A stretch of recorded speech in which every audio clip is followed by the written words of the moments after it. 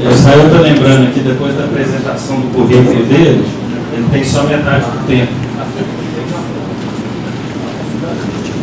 Vou passar aqui para o Israel falar um pouco sobre a questão da comunicação desse aspecto.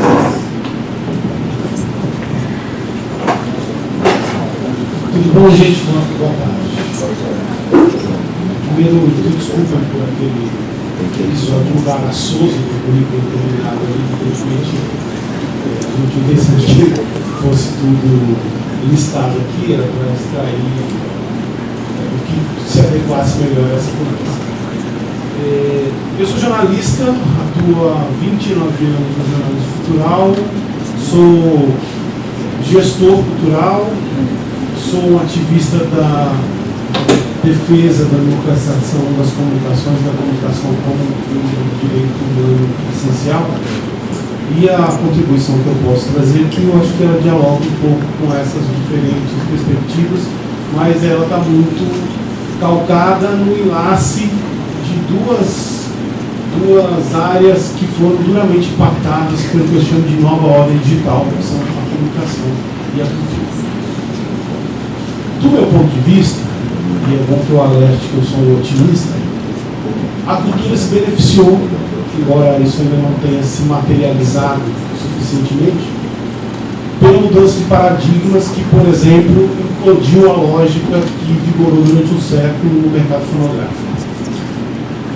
De outro lado, a comunicação foi bastante impactada pela emergência dessa polifonia, dessa multiplicidade de vozes que passou a tomar conta e a se posicionar de todos os lados o tempo todo, por meio da internet, por meio, sobretudo, das redes sociais. Eu, de um lado ou de outro, vejo o momento como um momento muito desafiador e muito favorável, mesmo que, do ponto de vista de carreira, do ponto de vista profissional, como jornalista que sou, os postos de trabalho estejam na míngua. Cada vez menos oportunidades de trabalho no modelo clássico da mídia, né? Do que os nossos avós, a minha geração pelo menos, se habituaram a entender como comunicação. Rádio, televisão, jornal, revista, esse modelo analógico que eu diria que hoje define a olhos vistos porque vigora, conduzido por uma mentalidade a carvão. Há um descompasso gigantesco entre a realidade do momento histórico e o modelo de negócio, mas não só. Há uma distância gigantesca entre a capacidade da comunicação exprimir os desejos coletivos. O que é que eu quero dizer com isso? E onde é que eu vou chegar aqui para linkar com a nossa conversa, né? É muito evidente, desde a Primavera Árabe, de 2011, que há um descompasso entre o modelo de organização do mundo, por meio do poder público, e os desejos do cidadão, de quem é impactado pelas decisões tomadas por quem detém o poder. É o que em 2013 ficou mais claro aqui na Jornada de Junho e que vem sendo traduzido de uma maneira mais direta como crise da representatividade, uma crise da democracia representativa e a emergência, o fortalecimento, ou pelo menos o desejo de novos caminhos que nos guiem em direção a uma democracia participativa.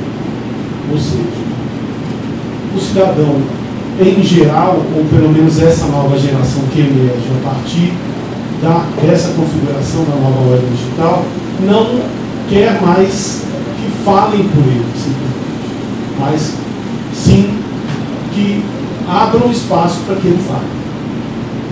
Isso na minha visão, tem diretamente relação com o impacto na dinâmica, na lógica comunicacional. No caso do setor cultural, e desse contexto que se vive hoje, eu acho que essas coisas estão diretamente relacionadas. A gente vive um momento histórico do capitalismo, que é o do capitalismo cognitivo, em que o principal ativo é o conhecimento.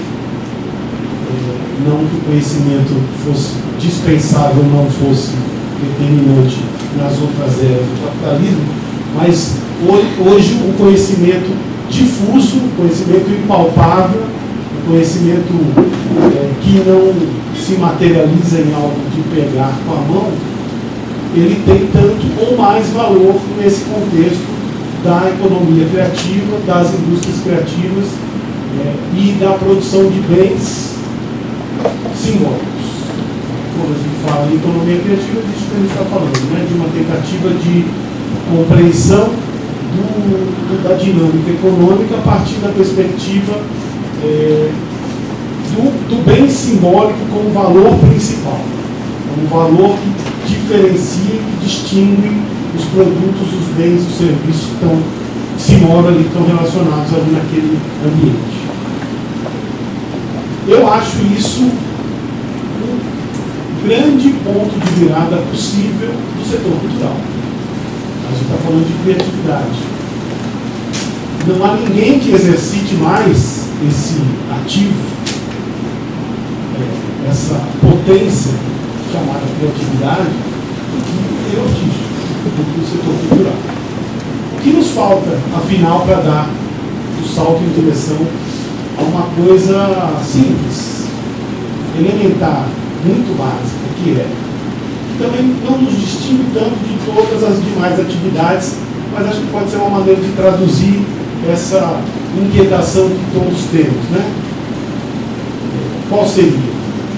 A inquietação de que a gente possa fazer o que gosta e viver do que faz. Não é muito, né? Será que a gente está sendo muito exigente? Não me parece que seja tanto assim. A nossa dificuldade é que este é um meio tão cheio de pontas, tão pontiagudo, de tantas carências, de uma escassez crônica e de tão poucas possibilidades de tradução na dinâmica da economia clássica, né, da capacidade de encapsular, de transformar em produtos palpáveis que cheguem às mãos das pessoas e sejam reconhecidos como algo indispensável, que o pouco pirão que se tem é disputado a tapa entre todos nós o tempo todo. Eu diria que o maior problema da cultura somos nós. Eu diria que o maior problema da desestruturação do setor é a nossa incapacidade de diálogo, e aí eu concordo, para mim esse é um dos principais ativos desse momento.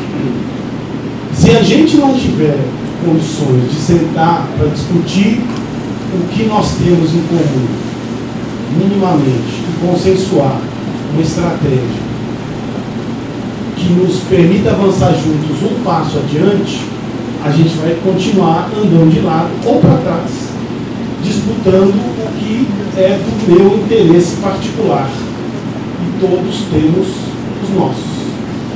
Esse estado de engalfinhamento permanente, de chutes, pontapés, cotoveladas, socos no olho, que move o setor cultural, é o retrato do nosso atraso. A nossa condição de semi-indigência, do ponto de vista das políticas públicas, é fruto da nossa própria incompetência. Enquanto nós não tivermos capacidade de olhar para o espelho, somos uns nos outros, e reconhecermos que a gente precisa tentar enxergar uma estratégia de médio e longo prazo, que nos permita estabelecer uma relação de confiança mínima, e que nos leve esse passo adiante juntos, mesmo que todos os demais a gente resolva trilhar separados, a gente não vai sair do lugar.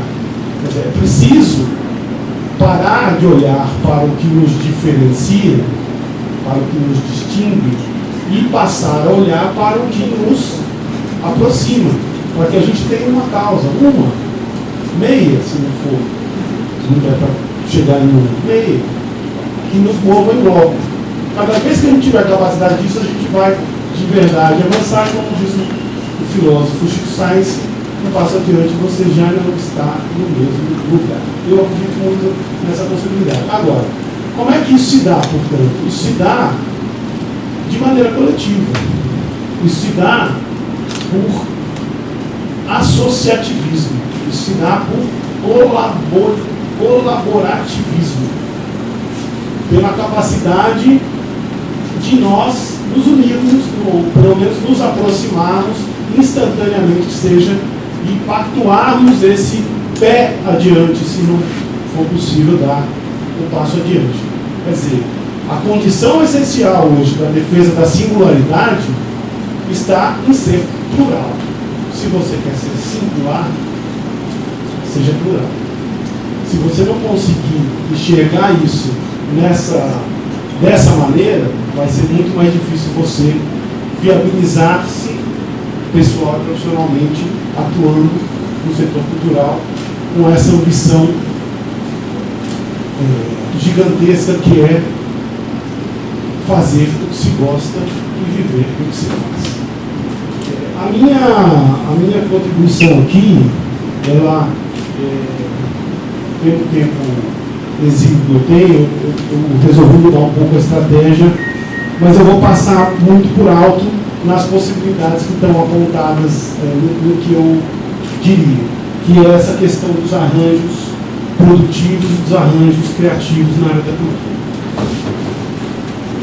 A base que é capaz de sustentar essa possibilidade dos arranjos produtivos, dos arranjos criativos, é, para mim, o lugar mais interessante hoje nesse processo de repactuação do jogo de forças entre sociedade civil e poder público.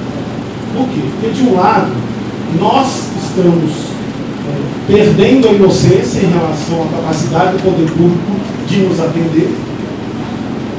Não é possível que ainda haja artistas, escritores, agentes culturais em geral, que suponham que a solução virá do céu, que o seu talento será um dia reconhecido magicamente, ou que algum governante vai entregar de bandeja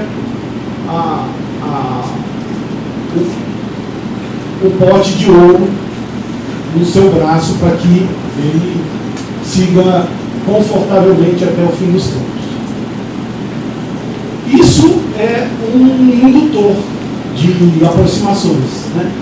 Eu tenho tentado acompanhar o máximo possível e viver de dentro desses processos de construção coletiva, seja nos coletivos. Eu tenho a felicidade de estar numa terra que eu já estive a convite de um exemplo que eu conheço relativamente bem, que é o do Goma, aqui, que é um dos pilares do Fora do Eixo. Eu acho um case, isso sim, um case de sucesso, com todas as polêmicas, com todos os massacres e as tentativas de desqualificação pública que se fez, mas eu acho que ali tem uma inquietação poucas vezes vista e tão incisiva, tão transformadora da capacidade de fazer enfrentamentos. Essa ação coletiva, seja por meio de coletivos culturais, coletivos de mídia, seja por meio da associação entre essas forças da sociedade, que se chama, vez por outra, de movimento social das culturas, por exemplo, seja por meio de outras formas de aproximação, de organização, E isso não começou agora, isso não começou com a internet, né? A experiência das cooperativas vem de longa data, das cooperativas do mundo atravessa séculos, já não talvez com essa consciência nesse formato, mas desde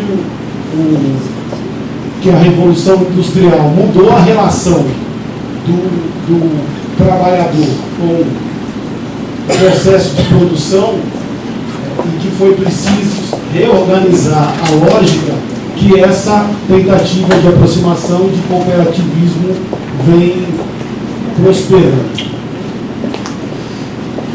Essa condição, essa necessidade indispensável do momento de que a gente aplique cada vez mais juntos, para dentro dos nossos segmentos, nas nossas áreas de atuação, nas expressões artísticas em que a gente escolheu atuar, mas também para fora, na articulação com o poder público, na ocupação de espaços que ainda são muito frágeis, mas não deixam por isso de ser valiosos, como os conselhos de cultura, as conferências municipais, estaduais ou federal de cultura, e outras oportunidades que se tenha de diálogo continuado com as diversas instâncias da administração pública ou do poder. Essa conjunção de forças é que tem levado de um lado, a criação de uma política de programas de acesso público, digamos assim, né, de seleções públicas, seja por meio de editais, seja por meio de prêmios, mas também tem como efeito colateral uma tentativa de enquadramento da sociedade que gera ruídos. Eu dou aqui como exemplo dessa dificuldade do poder público se relacionar com a nova dinâmica também, citando os pontos de cultura. Para se relacionar com o poder público, não basta você ser um ser humano, você tem que ser um CNPJ, você não pode ser um CPF. Então, essa CNPJização do mundo. A CPF também nos tira o sentimento de ser finado. Somos um povo. O Anil está dizendo que o CPF enumera todo mundo e nos afasta da condição de ser.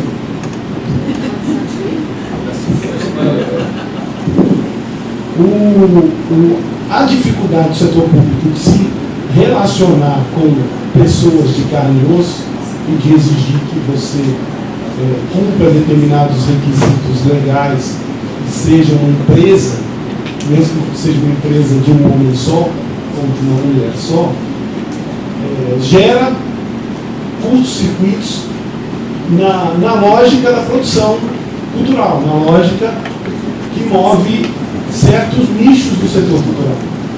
Os pontos de cultura mostram isso com clareza. O que são os pontos de cultura? Na minha opinião, uma das mais valiosas ações de política pública, na medida em que tenta empoderar a ponta. Isso é preciosíssimo. Você reconhecer o valor que algo orgânico, que nasceu no interior da sociedade, lá no brotão mais remoto do mundo, tem relevância e merece receber suporte público para prosperar, é de extrema importância. O problema é o passo adiante. Eu te dou esse dinheirinho aqui, mas antes você tem que virar um CNPJ, você tem que encaixar suas ideias em planilhas, você tem que prestar contas, você tem que multiplicar a escala de estudo que você está fazendo, você tem que ser uma coisa que você nunca foi. Esse desvirtuamento, que é a maneira que o setor público tem, isso não é feito de maldade, para sabotar. Isso é um problema crônico de como se maneja a engrenagem do poder público, que é uma das coisas mais antiquadas do universo, sobretudo no contexto, no confronto com uma condição dessas que se vive hoje da tal nova ordem digital. De todo modo, há experiências muito bacanas que vêm prosperando aqui e acolá, atuando na brecha, tentando lidar imaginativamente com esse quadro de tantas dificuldades. Uma dessas experiências é justamente a dos arranjos produtivos locais. O que são os arranjos produtivos locais ou APLs? Eles são um reconhecimento da vocação de um determinado lugar e uma tentativa de mapeamento e articulação entre os agentes que atuam de forma diferente naquela mesma ação. O Ministério do Desenvolvimento, Indústria e Comércio Exterior lançou no edital há 2 anos, junto com o MINC, exatamente, o MINC e o MINC, há 2 anos, né? O Bruno podia ter falado muito bem disso, conhece profundamente um dos cases, né? Foram 27 propostas selecionadas, 2 delas são de Minas Gerais, uma o Bruno está mergulhado até o cavanhaque dele. Ele ficou puxando, assim. Tem uma outra experiência, e nesse caso é de gemas e joias, né, a experiência deles lá. Isso foi, como é que isso foi feito? Né? Foram apresentadas propostas dentro dessa dinâmica de articulação entre as diferentes peças dessa engrenagem chamada arranjo produtivo local, ou seja, você tentava aproximar agentes da mesma cadeia que atuavam de forma diferenciada naquela área e fazer todo mundo pensar sobre o que fazia e trabalhar juntos para aperfeiçoar essa dinâmica, reduzir custos, desenvolver projetos que pudessem abrir outras possibilidades, fortalecer aquilo que se fazia. A outra experiência de Minas Gerais é do Polo Audiovisual da Zona da Mata, o pessoal da Fábrica do Futuro, de Cataguases. Vieram aqui no ano passado? No último seminário ele estava aqui, o César Pico. Enfim, eu estou ilustrando isso só para mostrar que, independente daquela marca de açúcar, a união ainda faz a força. Né?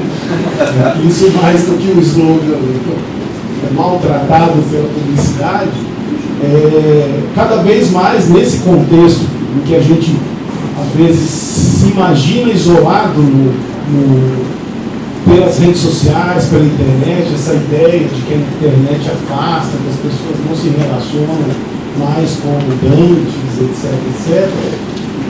Tem uma potência aí que não se tinha, não se teria sem isso, que a gente talvez ainda não saiba usar da maneira como se poderia.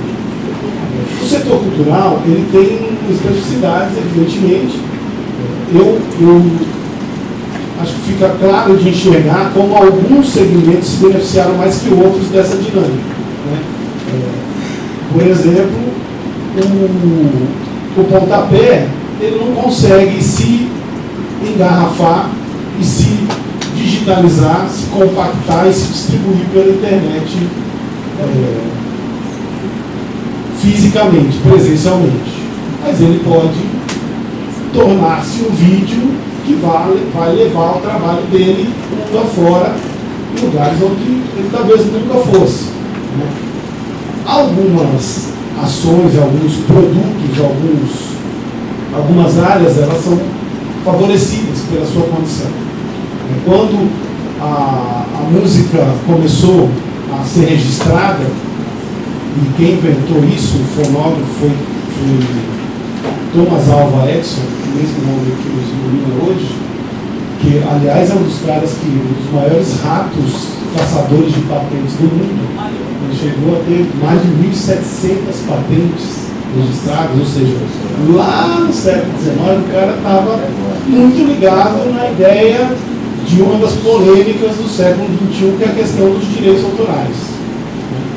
Nessa condição, nesse embate entre os direitos e os esquerdos autorais, entre o modelo ECAD, vertical, né, as grandes corporações e o Creative Commons, por exemplo, outras liberalidades sobre a livre circulação de conteúdo e de bens simbólicos, a gente consegue ver com clareza o jogo de forças. Naquela época, no século XIX, para uma música circular, ela tinha que ser gravada num rolo de cera, que era assim, né, uma música. Imagina o que era ser, querer ouvir uma orquestra no século XIX. Ou você trazia dezenas de seres humanos aqui na UFO, ou você ia lá para Viena para ver a Filarmônica de Viena. Né? Não tinha avião ainda, tinha que ser de navio. Então a turnê de uma orquestra dessa levava uns 6 meses para fazer 3 concertos, se fosse fazer, e eu ainda tinha que fretar um navio para levar aquela galera.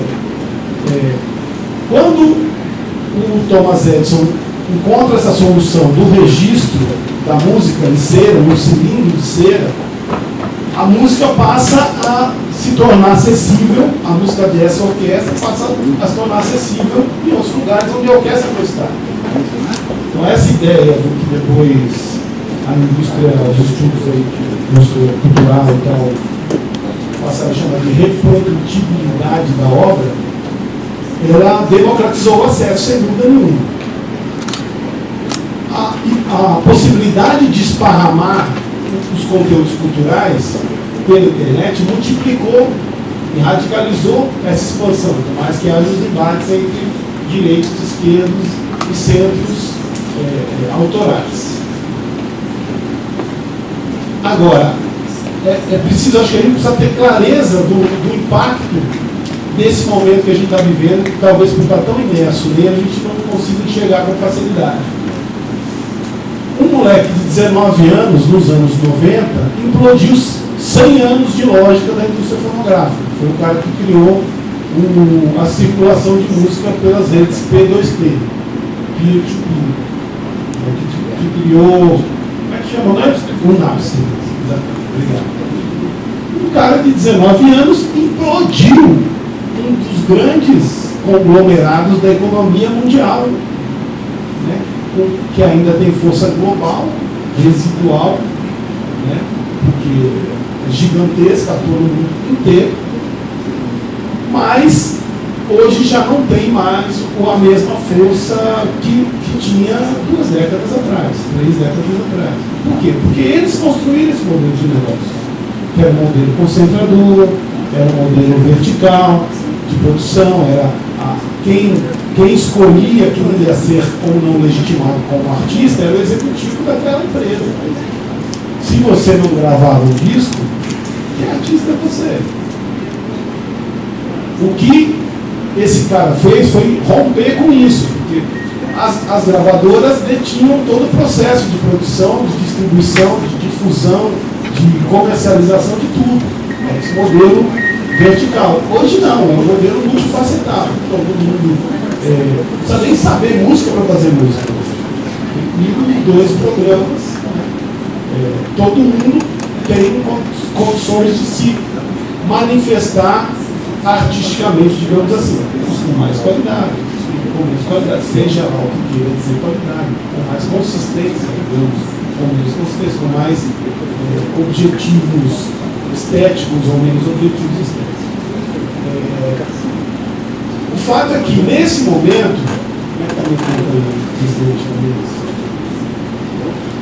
Chutou 2 minutos aqui, não está gostando da minha conta. Só para eu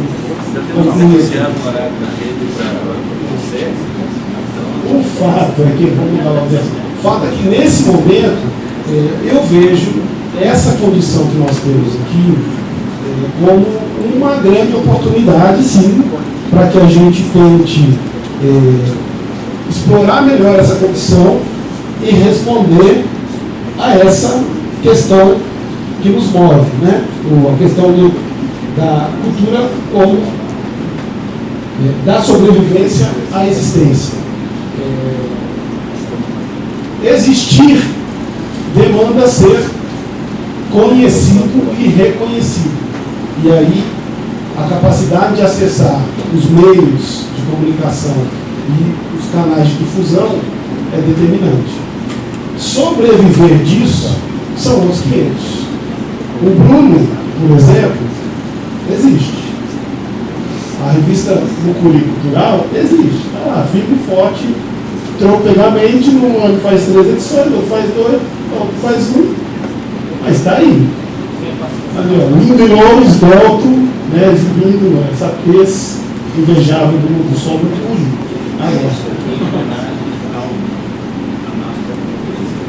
Isso aí é propaganda subliminar. Agora, como viver disso? É aquele dilema, né? Você quer ser artista? Sensacional. Arruma um emprego. Arruma um emprego, vai fazer concurso, arruma um emprego e aí vai ser artista à vontade. Agora, a gente tem que pensar que essa condição, a condição que se tem sempre foi essa. O Machado de Assis era funcionário público. O Drummond era funcionário público. O João Barreto era funcionário público. Isso fez deles menos artistas do que eles poderiam ser. Né? O Barbosa, quer dizer, se for levantar aí, tem uma coisa que é a sobrevivência e outra coisa que é a existência. Conjugar as duas coisas na atividade artística é que é o nosso grande desafio. Daí eu volto à questão original para encerrar aqui.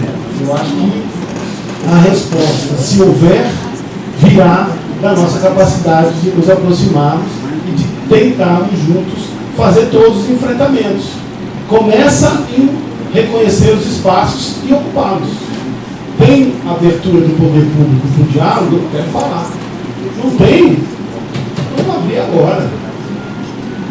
Ocupou um espaço, tem que qualificar o espaço.